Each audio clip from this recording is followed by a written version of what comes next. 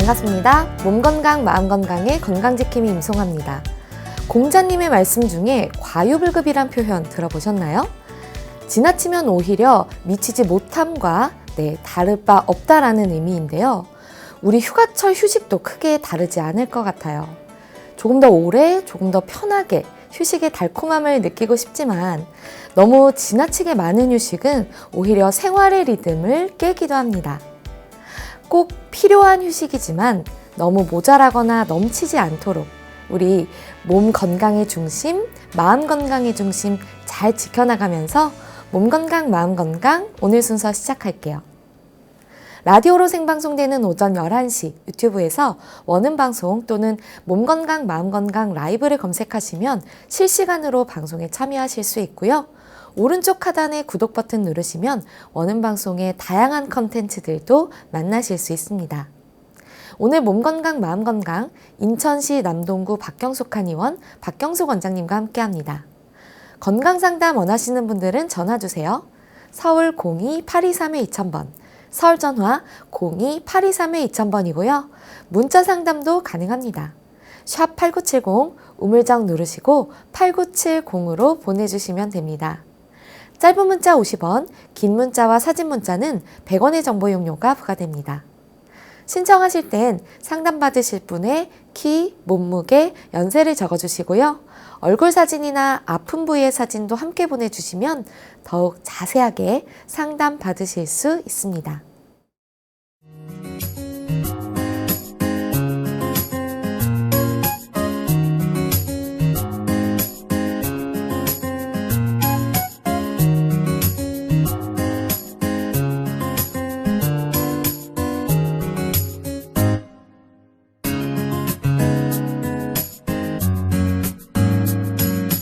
몸 건강, 마음 건강.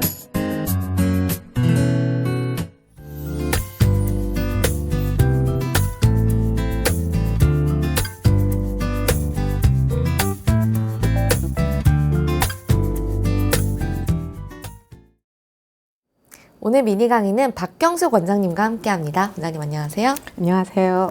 원장님 오늘 주제를 암을 준비해 주셨다고. 다소 무겁죠? 네. 이게 정말 그럴 수 있는 게 사망률 1위가 또 암 때문이라고 하잖아요. 네. 근데 암이라는 걸 우리가 얘기는 많이 들어봤는데 어떤 건지를 좀 정확하게 알 필요가 있을 것 같아요. 암이라는 것 자체가 그러니까 용어의 정의가 굉장히 여러 가지로 얘기를 하고 있어요. 네. 그런데 후석유전학 또는 최신지견으로는 간단하게 암이라는 것은 그 정상세포가 체세포가 배아세포로 돌아간 것이다. 이렇게 정의를 하고 있어요. 네.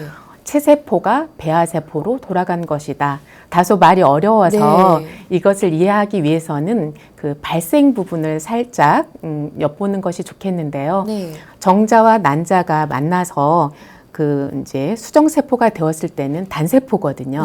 그런데 이 하나의 세포가 2세포기, 4세포기, 8세포기, 16세포기, 32세포기 계속 세포가 분화를 거듭하면서 이제 200종류의 세포로 나뉘는 거예요. 그러니까 아기가 태어날 때 처음부터 팔, 다리, 눈을 딱 지정된 대로 태어나는 것이 아니라 그것이 분화를 거듭하면서 200종류의 세포로 나뉘고 그것이 다시 계속해서 분화하고 증식해서 이제 한 60조 개의 체세포로 증식을 하는 거예요. 그래서 이제 성인이 된 우리의 체세포 수는 60조 개에서 100조 개 그 사이를 가지고 있다고 하는데요. 60조 개 정도가 됐을 때는 이제 더 이상은 세포가 증식을 하면 안 돼요. 그래서 일부는 없어지고 그럼 다시 생겨나고 이러면서 계속 60조 개 그 전후의 세포 수를 유지하게 되는 거죠. 그런데 암이라는 것은 그 암의 어릴 적 이름은 염증이다. 이런 말 들어보셨을 거예요. 그래서 염증이라든지 어떤 특정 영양소의 부족 등으로 그 이제 유전자가 변이를 일으키는 거예요. 그러니까 성인의 그 체세포가 변화를 일으키면서 다시 거꾸로 아기 때 엄마 뱃속에 있을 때 그 세포로 돌아가는 것, 이것이 암세포가 되는 거예요. 그래서 그 성인이 되었을 때 체세포에서의 어떤 기능을 하지 못하고 그 처음에 아무 기능도 없었던 엄마 뱃속에 있었을 때 그 세포로 돌아간 그 세포들이 몸을 떠돌다가 어느 한 곳에 집을 지으면 그것이 이제 암을 이룬다고 이렇게 할 수가 있겠습니다. 네. 그러면 결국엔 체세포, 뭐 60쪽에 우리의 지금 형성하는 이것이 배아세포로 돌아간다. 이렇게 정리를 할 수 있을 것 같은데 이게 왜 돌아가는지, 어떻게 돌아가는지가 좀 궁금해요. 그렇죠. 우리 몸의 세포는 60조 개 이상의 세포로 이루어졌다고 했는데 네. 그것이 처음에 출발은 하나의 세포였단 말이에요. 네. 그런데 이것이 분할을 거듭하면서 200종류의 세포가 되고 그것은 예를 들면 머리카락 세포, 눈 세포, 뭐 코 세포, 네. 간 세포, 위 세포, 신장 세포, 손톱 세포 이렇게 되는 거죠. 네, 네. 이 세포들은 각각의 기능이 있어요. 네. 그런데 만약에 이 손가락에 있는 피부 세포가 여기에 눈 세포가 있어요. 네. 그러면 이렇게 아, 그렇죠. 볼 수가 손으로도 볼 수가 있겠죠. 네, 네. 근데 좋은 점도 있지만 그 손가락을 주머니에 넣으면 볼 수가 없죠. 네. 그래서 우리 몸이라는 것은 눈 세포는 보는 일만 하고 또 코에 있는 세포는 냄새 맡는 일을 하고 신장 세포는 뭐 이제 소변을 네. 그러니까 몸에 노폐물을 걸러서 소변으로 내보내는 일을 하게 되는 거고 피부는 뭐 혈관이나 뼈를 외부의 충격으로부터 보호해주고 네. 몸 안에 쌓인 열을 체외로 발산시켜주는 이런 일들을 감당하게 되는 거죠. 이처럼 각기 그 세포들마다 그 기능이 있는 거예요. 네. 그게 이제 우리 몸의 정상 세포인데 이 세포들이 처음에 말씀드렸던 것처럼 계속해서 증식을 한다면 우리 몸의 세포수는 점점 늘어나잖아요. 그렇죠. 근데 그게 아니라 이제 생성과 사멸을 이제 반복하게 되어 있는 거예요. 네. 수명을 다하면 얘는 없어져야 되고 새로 생기고. 그래서 예를 들어서 피부가 그 한 번 세포 물갈이 되는데 한 14일, 15일 정도 걸리거든요. 그래서 피부 관리하는 데 보면은 그 이제 15일 관리 이런 네. 말이 굉장히 많아요. 그러면 이 피부가 우리가 이제 세수할 때마다 매일 세수하는데 때가 조금씩 나오잖아요. 아, 네. 그게 세포가 수명을 다하고 죽은 거거든요. 떨어져 나가는. 네. 네. 근데 그 죽은 세포가 잘 떨어져 나가지 않고 계속 있다면 피부가 칙칙하고 말지 않고 이런 피부가 되겠죠. 네. 그런데 또 피부 그 세포가 너무 빨리 막 떨어져 나가고 깎아내고 그러면 이제 피부가 너무 얇아져서 네. 자극으로부터 약해지겠죠. 그래서 필링 같은 걸 너무 자주 하면 안 된다. 이런 말도 하는데요.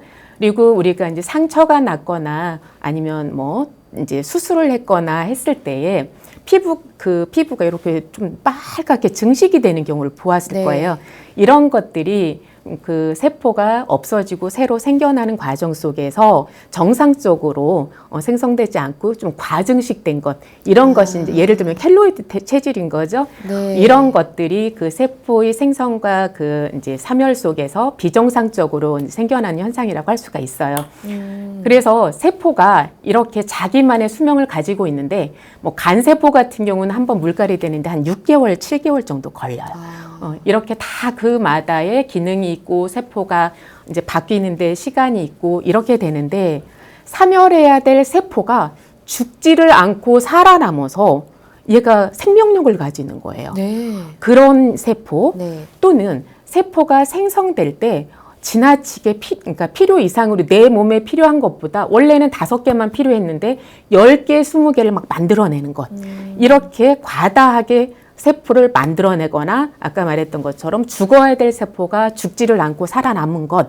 이렇게 변성이 되다 보면 내 몸에는 그 필요 이상의 그 개수, 많은 개수의 그 세포가 몸에 떠돌면서 이게 어느 부위에 가서 이제 과증식이 되는 거죠. 네. 덩어리를 이루게 되는 거죠. 그것이 바로 이제 우리가 흔히 말할 때는 혹이다. 이렇게 표현을 하는데, 네. 이것이 그 이제 의학적으로 말을 했을 때는 신생물이다. 또는 튜머다. 그러니까 암이다. 이렇게 말을 하는 거예요. 그래서 이제 신생물이라는 것은 네오플래시아.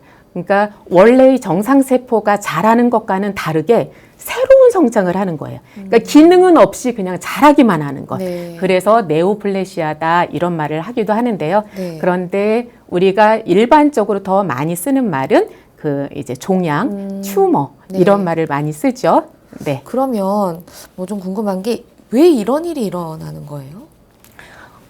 우리 몸에는 이제 세포가 계속 생성하고 사멸하고 네. 이렇게 되는데 그 과정 속에서 항상 정상세포만 생겨날 수는 없거든요. 그런데 이상한 세포가 생겨나더라도 내 몸에서는 그 세포가 작용하지 못하게 하는 네. 억제 유전자가 또 있어요. 네네. 그래서 걔가 정상적으로 작동을 해줘야 되는데, 그러니까 유발 유전자와 억제 유전자가 적절히 이제 네. 조화를 해야 되는데, 뭐 염증이라든지 아니면 우리가 음식을 먹되 좀 편향된 식습관을 갖는다든지, 독소가 쌓였는데도 그것을 잘 배출을 못하다든지 이런 여러 가지 요인 때문에 그 이제 억제 유전자가 잘 작동을 못하고, 그러니까 스위치로 말하면 그걸 잘 꺼두지를 못하고 이렇게 켜지는 거죠. 네. 그러니까 암 세포를, 암 유전자를 내가 엄마로부터 갖고 태어났어도 네. 그것이 작동하지 않게 스위치만 사실 잘 꺼주면 되거든요. 근데 그것을 잘 꺼주지 못하는 거죠. 그러니까 우리 몸에서는 계속해서 정상인도 암 세포가 생기는 거예요. 생기는데 그 대신 그것을 내 면역으로 없애는 거죠. 네, 네. 그렇게 되는데 그것을 잘 못하면서 암세포가 점점 많아지고, 그러다 보면 우리 몸에서는 모든 병을 내 몸을 보호하기 위한 쪽으로 가게 되어 있거든요.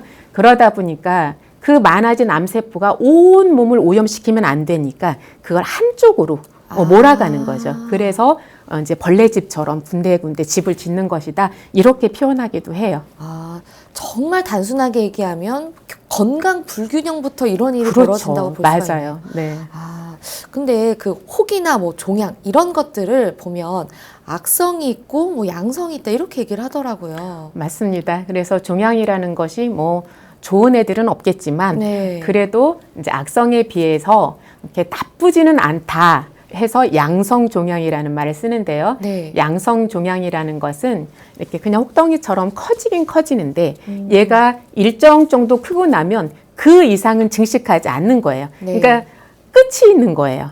그리고 얘는 어떤 혈관이나 다른 그 주변 조직으로 파고 들어가는 성격이 없고 그냥 지 혼자만 딱 이렇게 덩어리 형태로 있는 거죠. 생성만. 네. 그래서 그것은 뭐 수술에 의해서 이렇게 간단히 떼어내기만 하면 아무 일 없었는지 없어지는 것, 이런 것들이 양성 종양이라고 한다면, 네.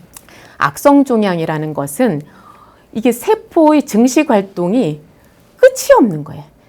계속해서 무한하게 이렇게 증식을 해가면서 이 지구상에서 생명의 끝이 없는 것은 이 암세포뿐이 아닐까, 그런 생각이 들기도 하는데요. 네. 어쨌든 그런 상태로 있는 이 악성 종양은 저는 거기다 표현을 하고 싶어요. 차가 있는데 브레이크가 없이 그 언덕길을 내려가고 있는 상태. 이런 것처럼 이 악성 종양은 성장이 굉장히 빨라요. 성장이 빠르고 정상세포 사이를 이렇게 파고 들어가는 침륜성이 있어요. 네. 이 복숭아라든지 이런 과일이 여름에는 조금만 흠집만 있어도 그냥 네. 하루 만에 다 썩어버리잖아요. 맞아요. 예, 이것처럼 그 주변 세포를 파고 들어가면서 이렇게 이제 파괴를 시키고, 그리고 세포 상태로, 그러니까 암 덩어리가 아닌 암 세포 상태로 혈관이나 림프관을 타고 이렇게 돌아다니다가 네. 신체의 다른 부위로 그 이제 확산이 되거나 전이가 되는 그런 특징도 가지고 있습니다. 그래서 이렇게 계속 전이가 되다 보면, 네. 전이가 되거나 자라다 보면 세포를 파괴하고 이러면서 결국은 이제 사망에 이르게까지도 하는, 이것이 이제 악성 종양, 우리가 흔히 말하는 암, 캔서, 이렇게 정의할 수 있겠습니다. 그럼 양성 종양은 뭐 불편하면 뭐 제거를 하겠지만 제거를 하지 않아도 그렇죠. 무방한데, 암세포나 뭐 악성 종양 이런 것들을 일으킨다는 말씀이잖아요. 그렇죠. 그러면 우선적으로 암세포는 정상세포랑 도대체 어떤 점들이 좀 다른가요? 암세포라는 것은 아까 우리가 세포가 네. 이제 눈세포는 본다, 피부는 뭐 외부의 충격으로부터 보호한다, 이런 말들을 했는데, 네. 그런데 이 암세포는 기능이 없어요. 그리고 그러니까 눈에 있어도 보지 못하고 간에 있어도 간 기능을 전혀 하지 못하고 그냥 얘는 아무 일도 안 하면서 무의도식이에요. 쉽게 말해서. 그러면서 파괴만 하는 거죠. 그냥 파괴하고 지 혼자 계속 자라는 거예요. 그러다 보니까 무한 증식을 하다 보니까 그 내 몸의 정상 세포들이 먹고 살아야 할 영양을 막 무제한으로 끌어당기는 거죠. 그래서 암 환자들이 중기 이상으로 가게 되면 이제 많이 그 체중이 네. 감소가 되는 거예요. 그래서 일단 기능을 하지 않는다. 그리고 증식 조절이 되지 않는다. 이제 정상세포는 세포가 사멸되고 다시 생기고 이걸 하는데 얘는 그냥 무한히 증식만 한다는 것, 그 다음에 자리를 이동한다는 것, 이 세 가지 특징이 이제 그 암세포의 특징이라고 할 수 있고요. 네. 거기에 비해서 이제 그럼 정상세포는 기능이 다 있죠. 보고, 냄새 맡고, 손으로 만지고 이런 기능들, 그리고 증식이 조절이 되고요. 그 다음에 그 전이와 죽음에 이제 조절이 되는데 여기서 재밌는 게 우리 몸에서는 항상 그 이제 암 유전자를 만들어내는 애가 있고 억제 유전자가 있다고 했잖아요. 이 억제 유전자 역할을 하는 것 중에 그 P53이라는 그 유전자가 있어요. 네. 그런데 이것이 그러니까 억제 유전자인데 이 P53이 이제 빠져 있는 사람은 그러면 암이 걸릴 확률이 굉장히 높아지겠죠. 네. 암 환자의 그 50% 정도가 이 P53이라는 유전자가 고장이 나 있어요. 그런데 이 P53을 조절해주는 기능을 가진 그 성분이 인삼에 많이 들어있어요. 그래서 그 한방요법에서는 이렇게 이제 항암 치료를 받는다든지 이런 분들이 내원을 하셨을 때 이분들이 그 조절 능력을 갖게 하기 위해서 그 이제 산삼에서 추출한 성분이라든지 인삼에서 추출한 성분들을 잘 활용해서 이렇게 암 환자들을 치료하기도 하는데요. 이렇게 정상세포는 어쨌든 기능이 있고 증식을 조절할 수 있고 전이와 죽음 이런 것들도 내 몸에서 스스로 조절할 수 있는 세포, 이것이 정상세포라고 할 수 있습니다. 네. 그럼 뭐 P53의 뭐 그런 뭐 증식이나 뭐 이런 것들을 위해서 뭐 인삼을 쓰거나 이러면 뭐 혹은 다른 방법들로 그 정상세포가 암세포로 바뀌는 걸 뭐 어느 정도 제어를 한다거나 맞죠. 뭐 혹은 뭐 암세포를 다시 정상세포로 돌린다거나 이런 것도 가능한가요? 그렇습니다. 그래서 이제 제가 어려운 말임에도 불구하고 암이라는 것의 그 정의가 그 정상적인 체세포가 배아세포, 엄마 뱃속에 있을 때의 세포로 돌아간 것이다 이렇게 말을 했잖아요. 네. 그런데 우리가 적절한 치료를 어떤 그것이 그냥 변한 게 아니라 뭐 염증이라든 여러 가지 외부 인자에 의해서 그게 변한 거잖아요. 네. 그렇다면 다시 그 환경을 돌려주면 이제 암세포가 정상세포로 바뀌기도 하는 거예요. 네. 그러니까 정상세포가 배아세포로 돌아간 것은 퇴화를 한 거잖아요. 역분화된 것이라면 그것을 다시 정상적인 분할 과정을 거칠 수 있게 만들어주는 것, 이것이 줄기세포의 어떤 그 조절이라고 할 수 있어요. 네. 줄기세포의 조절을 통해서 치료를 하는 건데, 그러면 뭐 비싼 줄기세포 치료를 말하는 거냐? 그게 아니라 그 예를 들면 우리가 암이 걸렸다 하면 상황버섯 먹어라, 차가버섯 먹어라, 뭐 양파 껍질 먹어라, 아니면 강황 이런 걸 먹어라 그러는데 양파 껍질에 들어있는 뭐 케르세틴이라든지 아니면 강황에 들어있는 뭐 그 이제 영양소라든지 아니면 이제 베타카로틴이라든지 이런 각종의 그 네. 영양소들이 잘 그 필요에 맞게 우리 몸에 들어가주면 얘네들이 그 암 유발하는 그 유전자 스위치는 꺼주고 네. 억제 유전자는 살리고 켜주고 이런 과정을 통해서 조절을 해서 그 이제 암세포를 정상세포로 그러니까 암세포가 아니라 암줄기세포, 암을 만들어내는 세포를 암줄기세포라고 하거든요. 네. 그 줄기세포를 이제 정상세포로 바꾸어주기도 하는 거예요. 그러니까 배아세포라는 것은 생각해보면 엄마 뱃속에 있을 때는 정말 단세포에서 네. 3.5kg으로 태어나기까지 네. 정말 엄청나게 빠른 속도로 자랐잖아요. 그러는데 10개월밖에 안 걸렸잖아요. 네. 그러니까 그때는 계속 증식해야 되는 거예요.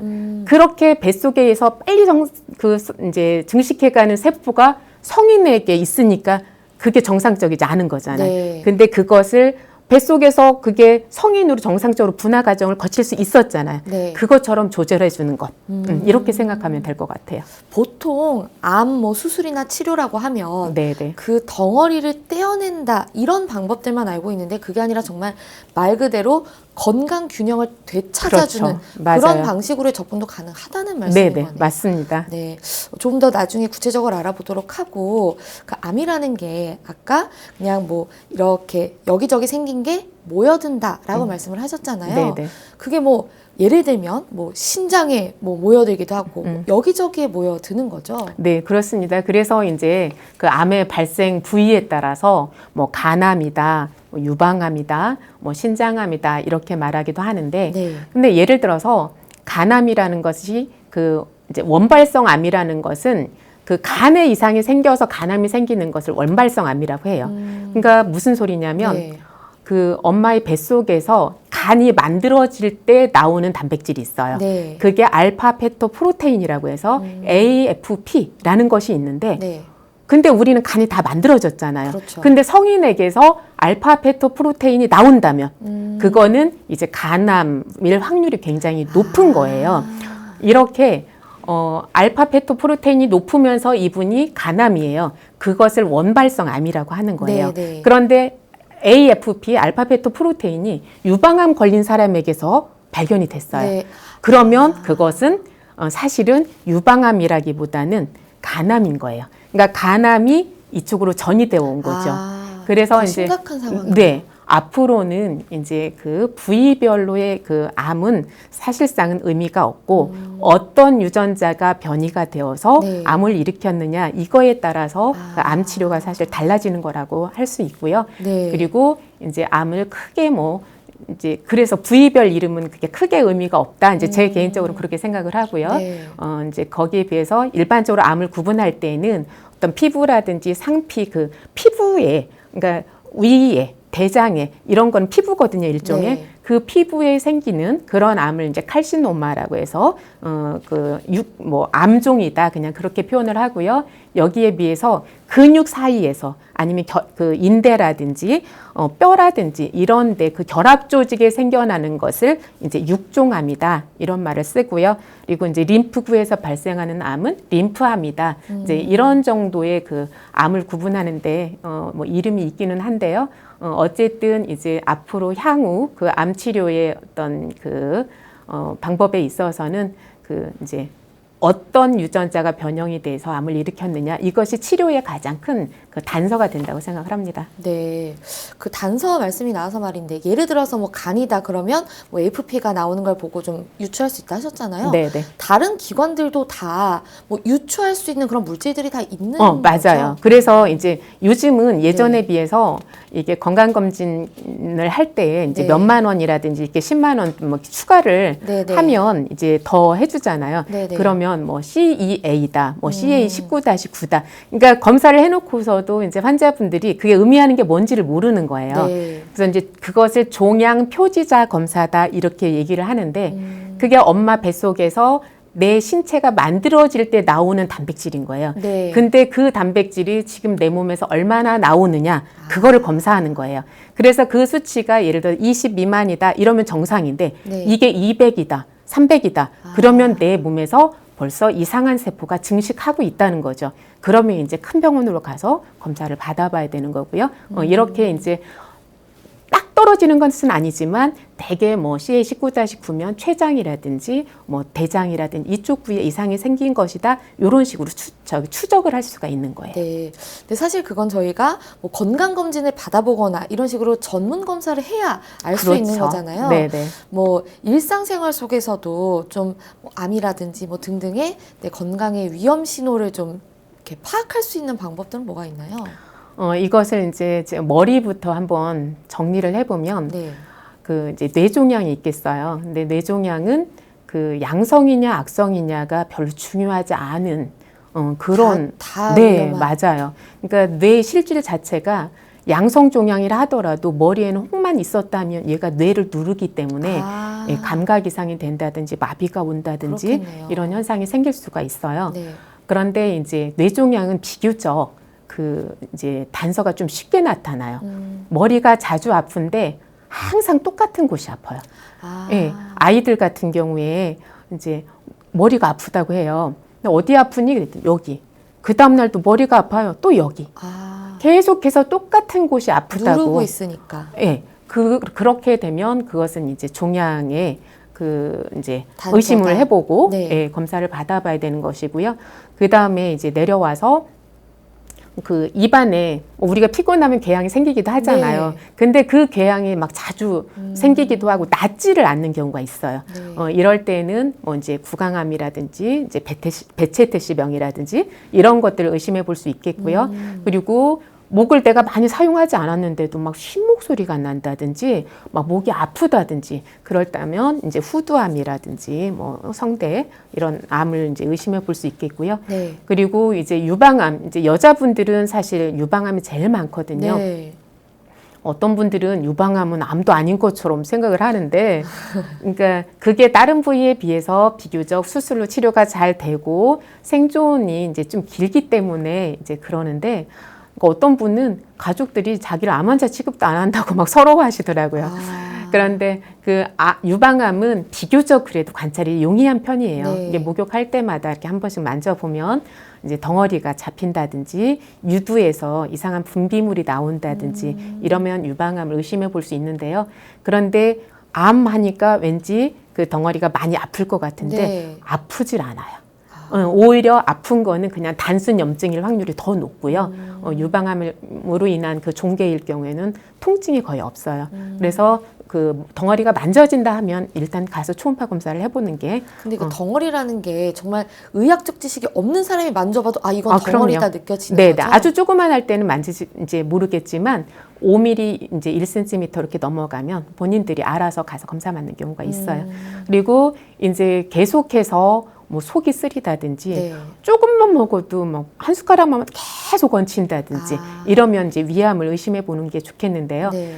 이제 모든 암의 경우에 일단 암이 걸리면 피로해요. 계속 말씀드려서 알겠지만 정상세포가 먹어야 될 영양을 암세포가 막 끌어다니니까 얘는 정상세포는 계속 굶주리는 거죠. 네. 그래서 계속해서 피곤하고 뭐 얼굴도 거무스름해지고 이렇게 되는데 위암 환자들 같은 경우는 이 증상이 굉장히 심해요. 네. 위암이다 보면 먹는 걸 잘 못 먹다 보니까 더 심할 수밖에 없는데 그래서 이제 체중 변화가 갑자기 심해지는 분들이 있어요. 막 3, 4kg가 1, 2주 사이에 빠진다든지 이러면 그건 위암이 벌써 많이 진행된 경우예요. 네. 그래서 체중 감소가 많이 일어나기 전에 발견한다면 정말 좋겠는데 그것이 약간 이제 소화장애라든지 속쓰림이 좀 심할 경우에 의심해 보는 것이 좋겠고요. 모두들 궁금해하는 것이 간암이에요. 네. 간암은 실제로 치료가 잘 안 되거든요. 증상도 거의 없다. 네. 그런데 간이라는 것이 워낙 크다 보니까 일정 정도가 병이 들어 있어도 다른 애들이 이렇게 알아서 일을 하는 거예요. 네. 그러다 보니까 그냥 거의 다 병들 이게 망가질 때까지 표시가 잘 안 나요. 다만 얘가 일정 정도 지나다 보면 이제 피로감이 유난히 심해지고 얼굴이 검어지고 눈 충혈이 굉장히 심해지고요. 네. 그리고 좀 더 진행이 되다 보면 이 간에서도 이제 담즙이라든지 이렇게 소화효소가 나오기 때문에 소화가 안 되고 계속 설사를 하면서 다리에 부종이 생긴다든지 그러니까 뭐 알부민이라든지 이런 단백질을 그 간에서 만들어내는 것이기 때문에 간 기능이 제대로 안 되면 그런 현상들이 일어날 수 있고요. 그리고 이제 그 소변이 잘 안 나온다든지 혈뇨가 나온다든지 뭐 소변을 조금씩 보고 막 개운치 않다든지 이럴 때는 이제 방광암이나 신장암 이런 것들을 이제 의심해 볼 수 있겠고요. 그다음에 여성분들 같은 경우는 부정기적 생리가 끝나는데도 뭐 이제 출혈이 있다든지 네. 아니면 냄새 나는 좀 안 좋은 분비물이 계속 나온다든지 이럴 때에 이제 자궁경부암을 의심해 볼 수 있고요. 네. 이런 식으로 해서 초기에 발견할 수 있다면 정말 좋겠습니다. 그 담배 좀 많이 피시는 분들도 폐암 걱정하시잖아요. 그렇죠. 그건 어떻게 돼요? 아무래도 이제 네. 흡연을 하시는 분이 암 아시는 분에 비해서는 폐암 발생률이 더 높다고 하는데 네네. 이제 사실은 뭐 그 담배 그 하나가 아니라 네. 아까 말씀드렸던 것처럼 우리가 이제 살아가는 어떤 환경이라든지 음식이라든지 스트레스라든지 이런 것들이 그러니까 담배 안 핀다고 해서 네. 폐암이 안 걸린다. 그건 이거는 아니라는 잘못된 거죠. 거라는 네. 거예요. 그러니까 담배가 폐에 영향을 안 준다는 게 아니라 예, 그것보다는 오히려 일반적인 그 생활 습관들이 영향을 더 크게 미친다. 이렇게 말씀드리고 싶습니다. 네. 정말 가장 중요한 게 어떻게 보면 치료일 텐데 네. 보통 암 세포를 제거한다 이런 방법들을 위주로 사용을 하잖아요. 근데 당연히 제거도 중요하겠지만 이 면역 체계 자체를 바로잡는 것도 굉장히 중요할 것 같아요. 네, 맞아요. 그래서 뭐 그 암세포를 이제 살해하는 세포, 살해세포를 대표적으로 이제 NK세포라는 게 있는데 NK세포를 활성화시켜준다든지 그리고 암세포는 그 42도가 넘어가면 사멸이 된다고 하거든요. 그래서 국소 부위에 그 뜨거운 온도를 이제 주입시키는 그런 온열요법이라든지 그리고 정상세포가 어떤 요인에 의해서 변이를 일으켜서 암세포가 된다고 했잖아요. 그렇다면 그것을 조절해 줄 수 있는 항산화요법 그리고 한약요법도 사실은 마찬가지인 거예요. 한약이라는 것이 그런 항산화요법처럼 그런 암 줄기세포들을 조절할 수 있기도 하고 그리고 암세포가 잘 자랄 수 없는 어떤 환경을 만들어주는 거죠. 그런 치료 방법 그리고 몸 안에서 효소 반응이 원활하게 일어날 수 있도록 그런 이제 효소요법이라든지 이런 방법들이 있겠고요. 저는 그래요. 암 치료가 그냥 완치만을 목표로 하는 것은 옳지 않다. 무슨 소리냐면 암 환자들은 5년 동안 재발이 되지 않으면 완치 판정을 받거든요. 그런데 5년하고 딱 일주일 지나서 그 다음에 6년째, 7년째 이렇게 재발되는 분들이 굉장히 많거든요. 그래서 완치 판정이라는 게 중요한 것이 아니라 정말 내 몸에서 암세포가 더 이상 살 수 없는 환경을 만들어주는 것. 그러니까 수술해서 암덩어리를 꺼내면 다 끝날 것 같지만 사실은 내 몸에 그 암세포가 생겨날 수 있었던 그 원인은 그대로 있는 거거든요. 그 환경을 바꾸어주는 것, 이것이 굉장히 중요하다고 생각을 하고요. 그 다음에 이제 초기암이 아니고 말기암일 경우에는 사실상 생존율이 이렇게 높지 않거든요. 그래서 병원 치료 하나만 이제 의지해서 이렇게 가다 보면 정말 내 삶의 질은 형편없이 떨어지고 내가 그 가족들한테 지인들한테 하고 싶은 말 한마디도 못하고 가게 되는 경우도 많아요. 그래서 저는 다른 질병도 마찬가지지만 암 치료함에 있어서는 그 환자들의 그 주권 그리고 어떤 공부 그러니까 치료를 받되 공부하는 마음으로 내가 어떤 암을 앓고 있으며 이 암을 치료하기 위해서는 어떤 노력을 해야 될지 그러니까 암 환자들이 밥맛이 없다고 뭐든지 잘 먹으세요. 그러니까 막 라면 먹고 피자 먹고 이러는 분들이 있어요. 정말요? 그런데 우리가 그 자녀들을 키우는 입장에서도 정말 면역을 높여주기 위해서 좋은 음식들을 많이 먹게 하는데 근데 이미 큰 병이 발생한 이 상황에서 아무 음식이나 먹고 건강해질 수 있다는 것은 욕심이거든요.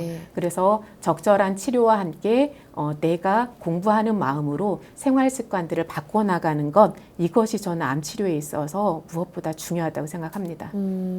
그러면 실제 치료 사례를 좀 소개를 해주세요.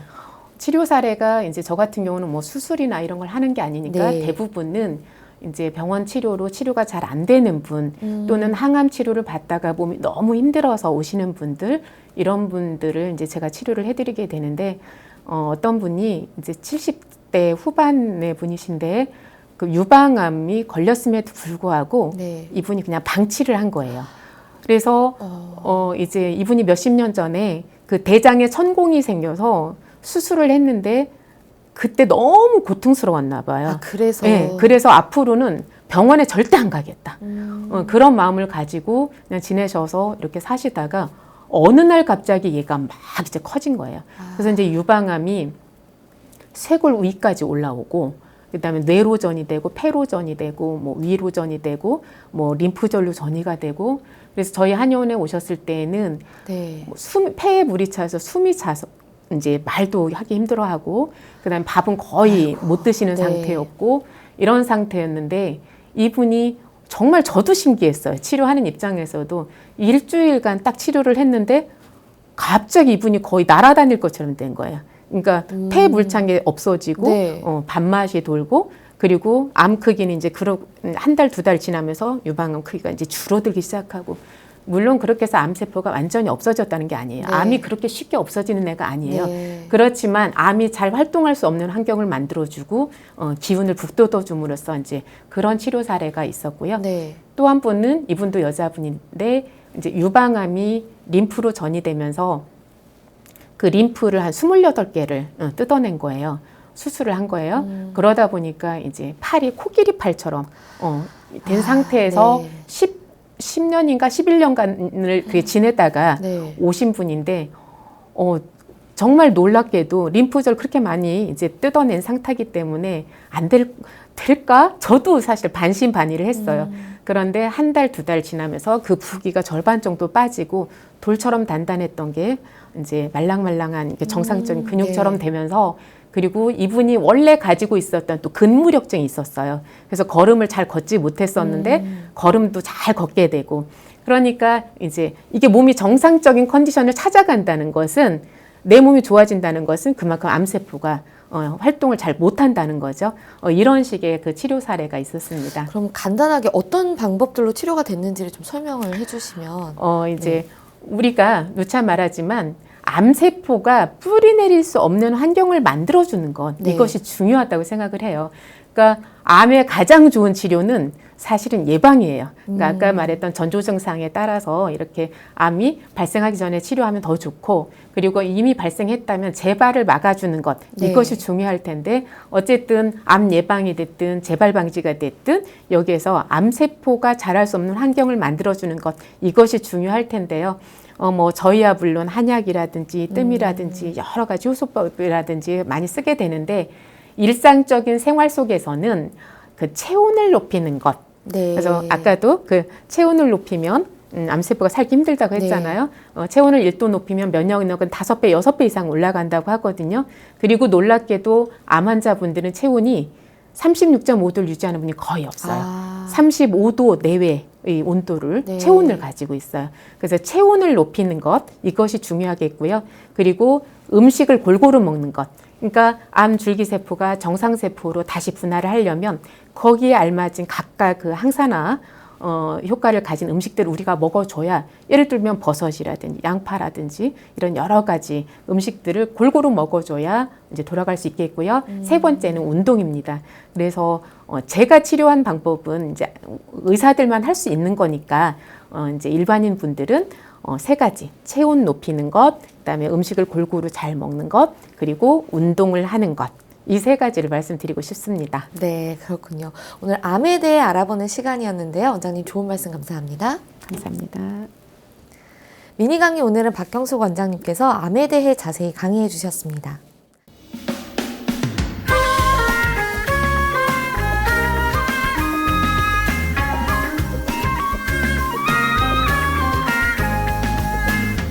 날이면 날마다 찾아오는 시간이 아닙니다.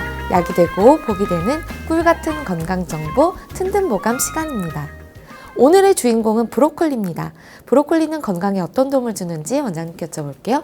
원장님, 브로콜리가 좀 도움을 많이 주나요? 네, 브로콜리는 제가 제일 좋아하는 음식 중에 하나이기도 한데요. 네. 여기에는 그 설포라판이라는 성분이 많이 들어있어서 뭐 항염작용을 돕거나 면역력을 강화해서 암세포와 싸워서 이길 수 있게 해주는 네. 그런 효능이 있고요. 이 외에도 베타카로틴이나 비타민 C 등이 많이 들어 있어서 이런 것들이 그 이제 항산화 성분으로서 얘가 또 항암을 도와주는 역할을 하겠죠. 그래서 이 브로콜리는 특히 암 중에서도 위암이라든지 대장암 또는 그 유방암을 앓고 있는 분들한테 특히 좋은 음식이고요. 네. 이 외에도 이제 브로콜리에는 그 눈에도 좋은 그런 성분들이 많이 들어 있어요. 뭐 루테인이나 뭐 그 지아잔틴이라는 이런 성분이 들어 있어서 황반변성이라든지 백내장 같은 이런 이제 눈 그 질환에 이제 도움을 주고요. 그 외에도 이제 식이섬유가 많이 들어 있다 보니까 이제 콜레스테롤 수치를 낮춰주고 뭐 혈압을 정상화하는데 도움을 준다든지 이렇게 여러 사람들한테 도움을 주는 것이 이제 브로콜리입니다.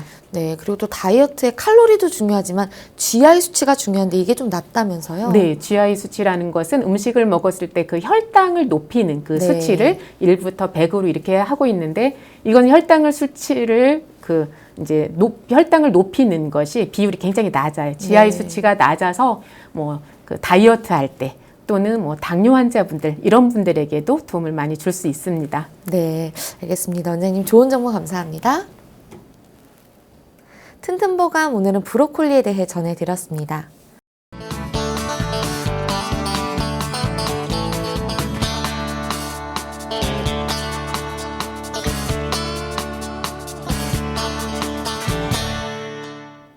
자, 그럼 오늘의 건강상담 시작해 볼 텐데요. 건강상담은 체질이나 상황에 따라 개인차가 있을 수 있다는 점 미리 말씀드립니다. 상담 전화 서울 02-823-2000번입니다. 몸 건강, 마음 건강은 TV와 라디오를 통해 방송됩니다. 원음방송 TV는 스카이라이프 채널 187번, KT 올레TV 239번, SKBTV 309번, LGU 플러스 278번, 딜라이브 239번, CJ 헬로 238번, 현대 HCN 549번, 제주 KCTV 375번, 금강방송 796번, 모바일 에브리온 TV는 채널 100번이고요. 라디오는 서울 경기 FM 89.7, 부산 경남 104.9, 대구 경북 98.3, 광주 전남 107.9, 전북 충남 지역은 97.9MHz입니다. 원음방송은 스마트폰으로도 만나실 수 있는데요. 플레이스토어나 앱스토어에서 원음방송 검색하시면 무료로 다운받으실 수 있습니다. 자, 그럼 첫 번째 전화 받아보겠습니다. 여보세요? 여보세요. 네, 반갑습니다. 예, 수고 많습니다. 네, 본인 상담이신가요? 예, 네, 키와 몸무게 그리고 연세가 어떻게 되십니까? 나이는 72이고요. 네, 키는 1m 65, 네. 몸무게는 45kg 네. 밖에 안 나가요. 아, 네, 지금 라디오를 좀 꺼주시면 전화가 더 수월할 것 같은데요. 예, 네, 잠깐만요. 네, 그럼 박경숙 원장님께 편하게 상담 받아보세요. 예, 예. 안녕하세요. 예, 수고 많습니다, 선생님. 네, 많이 마르셨어요.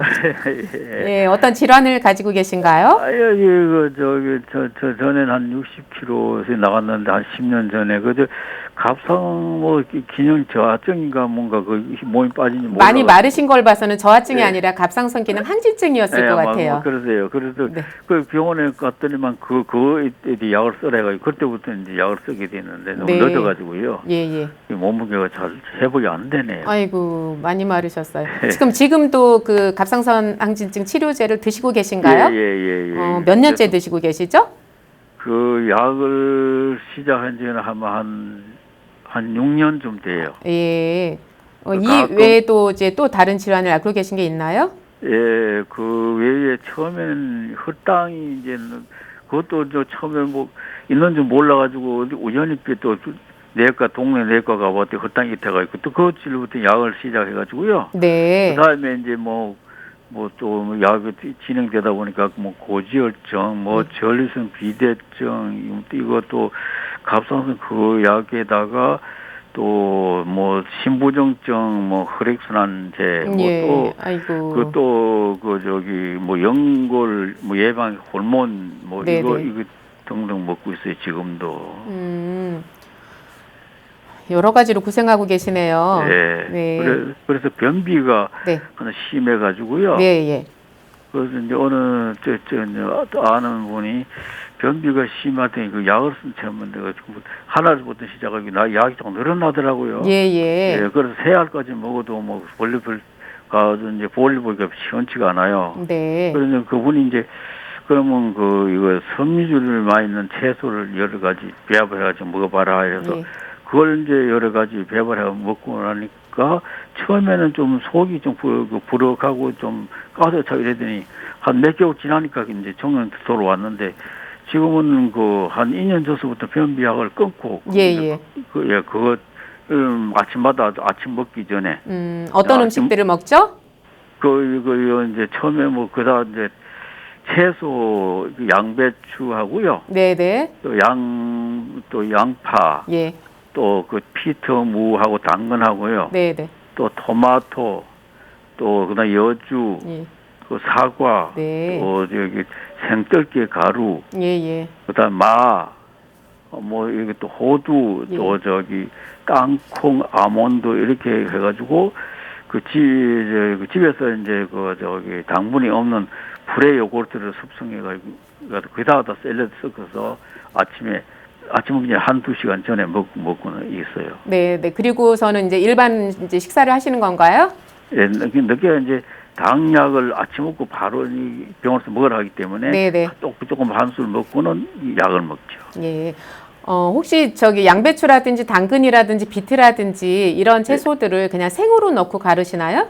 예, 그래서 잘랐어요. 네네. 예, 이제 샐러드를 만들어 요거트 프레에 그때 섞어서 그냥 입으로 씹으면 갈아 주스를 마시면 쉬운데 그래 먹는 것보다 그 본인이 씹어 먹는 게 좋다 해서 그렇게 먹고 있어요. 자, 이제 제가 이렇게 시간이 예. 많지 않은 것 같아서 예. 그럼 이제 도움되는 말씀 몇 가지만 해드릴게요. 예. 그러니까 제가 이제 궁금한 거는요. 네.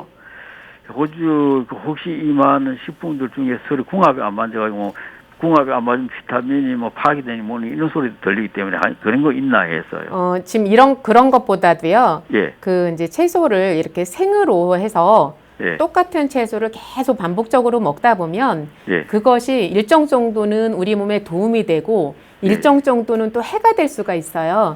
예. 무슨 소리냐면 그 영양소를 우리 몸에서 흡수를 하는 흡수해서 필요에 맞게 이제 그 전환시켜주는 효소가 부족하면 오히려 예. 그게 우리 몸에 독이 될 수 있는 거거든요. 예. 그래서 당근이라든지 비트라든지 양배추라든지 이런 것, 당근이나 양파는 뭐 살짝 들기름에 볶는다든지 아니면 양배추라든지 이런 것은 찐다든지 물에 살짝 데친다든지 예. 이런 식으로 해서 이렇게 예. 살짝 익혀서 그걸 갈아서 드셨으면 좋겠고요. 예. 그리고 이제 기본적으로 그 당뇨도 있지만 갑상선 기능증이 항진증이 있다는 것은 대사가 너무 빨리 진행되고 열이 위로 뜨는 거거든요. 예. 그래서 쓴 음식을 많이 드시면 좋아요.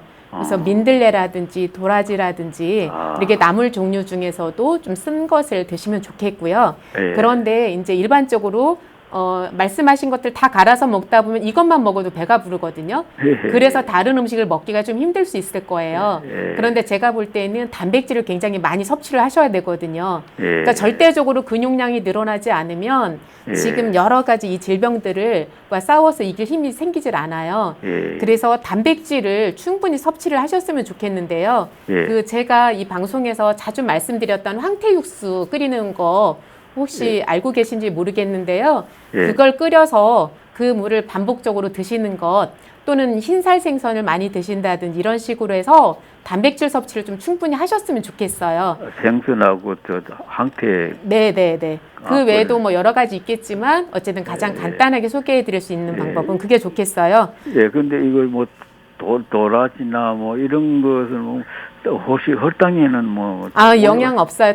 음식 할 때 설탕만 안 넣으면 드세요. 예, 근데 네. 이게 음식 좀만 먹어도 당이 확 올라가더라고요. 그래서 음식 많이 또 못 먹어요. 그래서 그런 것들은 이제 예. 좀 가까운 한의원에 이제 내원하셔서 조절을 좀 받으셨으면 좋겠고요. 그래요? 제가 일반적으로 이제 알려드릴 수 있는 방법은 이제 그 정도일 것 같아요. 네, 알았습니다. 전화 주셔서 감사합니다. 네, 감사합니다. 네, 그럼 짧게 다음 전화 연결하겠습니다. 여보세요? 여보세요? 네, 반갑습니다. 예, 안녕하세요. 네. 반갑습니다. 네, 키와 몸무게 연세가 어떻게 되십니까? 키는 1m 59고요. 네, 나이는 67이고요. 네, 몸무게는 57에서 58 왔다 갔다 해요. 네. 지금 박경수 원장님께 궁금한 점 물어보세요. 안녕하세요. 예, 안녕하세요. 네. 감사합니다. 예. 어디가 네. 불편하세요? 저는 먹고 나면 변이 바로 나오고요. 네. 변은 항상 물고요. 예, 예. 변이 된 적이 없는데 네, 항문 주위가 자주 헐고요. 예, 예. 하루에 2번 정도 변을 봐요. 보고 나면 바로 먹고 나면 바로 나오니까요. 네, 네. 근데 잠들감이 좀 있고 예. 변이 보고 싶다 하면 참을 수가 없어요. 예. 위에 헬리코박터균이 있어 예. 약을 먹었는데요. 네, 네. 한 번 실패고 두 번째 먹었거든요. 네, 네. 근데 항생제가 많이 들었다고 하는데 그것을 먹고 나서부터는 잔변감이 변을 참을 수가 없네요. 그럼 어떻게 하면 좋을까 하고 전화드렸습니다. 네, 항생제를 이제 복용하셨다고 네. 했는데 항생제는 우리 몸에 그 유해균을 죽이기 위해서 세균을 예. 죽이기 위해서 쓰는 거거든요. 근데 그러다 예. 보면 그 정상 세균도 우리 몸에 유익한 균도 죽이기 때문에 그래서 설사가 좀 심해질 수 있어요. 그렇다면 우리 그 장에서 유익균이 늘어날 수 있도록 그 환경을 만들어 주시면 좋을 것 같아요. 그래서 발효 음식이라든지 요구르트라든지 그러니까 달지 않은 요거트 형식 그런 것들을 많이 드신다든지 이렇게 했으면 좋겠고요. 그리고 장이 안 좋을 때만 설사를 하는 것이 아니라 소화 기능 자체가 안 좋으신 분들이 이렇게 바로 물설사를 하실 수가 있으세요.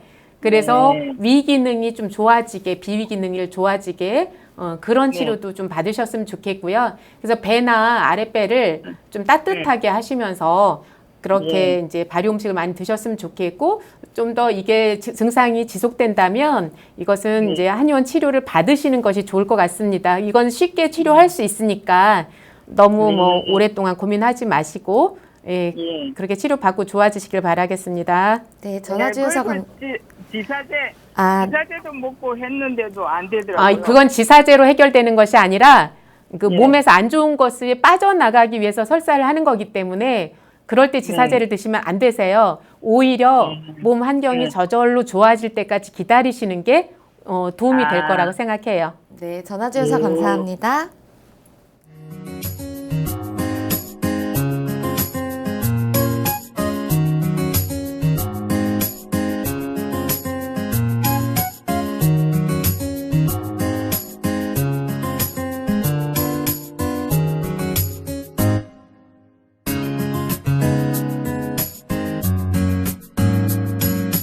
몸 건강, 마음 건강. 몸 건강, 마음 건강 오늘은 박경숙 원장님과 함께했습니다. 원장님 좋은 말씀 감사합니다. 감사합니다. 다음 시간엔 한의사 박정민 원장님과 함께할게요. 오늘도 건강한 하루 보내세요. 수고하셨습니다.